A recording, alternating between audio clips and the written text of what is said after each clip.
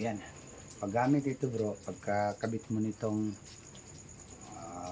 ano niya, handle grip at saka itong antenna. Ayan. Press button on. Ayan. So, pag naka-on, nakalagay dito GTR 1000 long range locator. So, main menu. So, kung makita mo dyan, main menu. Tapos, pindutin mo itong okay, itong nasa gitna. Okay.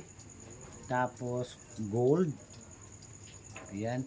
Tapos, yung depth, 5 meters.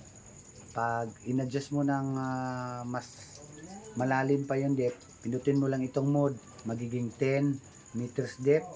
Pindutin mo uli, maging 15, maging 20, maging 25. Ayan, 25 meters. Halimbawa, 25 meters. Press OK. Ayan. Pag okay na, ayan bro, tumutunog na siya. Ngayon, lakasan mo ngayon dito ang ano niya, frequency signal. Ayan. So, i-pull natin siya. Ayan. Pag may lumabas na dito, saka mo na i-detect. Ayan o.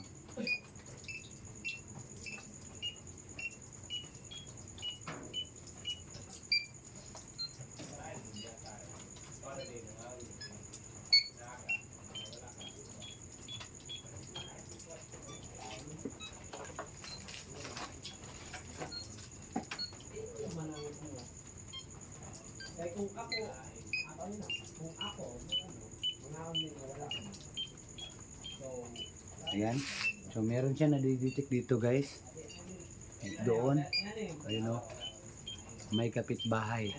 So, yung malaking bahay dyan, maraming ginto. Ayan o. Ayan.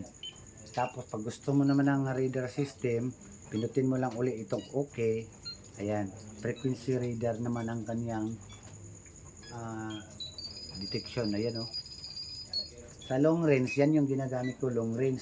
So, lahat ng mga metal object na nakabaon sa ilalim ng lupa ay madidetect niya, tulad niyang poste, nakabaon yan, yung bakal na poste, nakabaon sa lupa yan.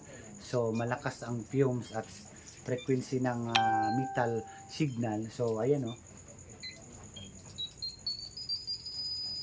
Yan. So, tutok po siya doon sa poste na around 25 meters from here.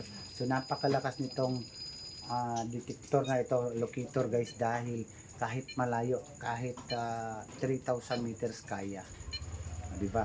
So, sinadya kong ginawa itong video sa mga tutorial about po sa nagtatanong kung paano siya i-operate sa lahat ng nag-order. Salamat sa inyo guys sa inyong pag-order nito. Thank you so much.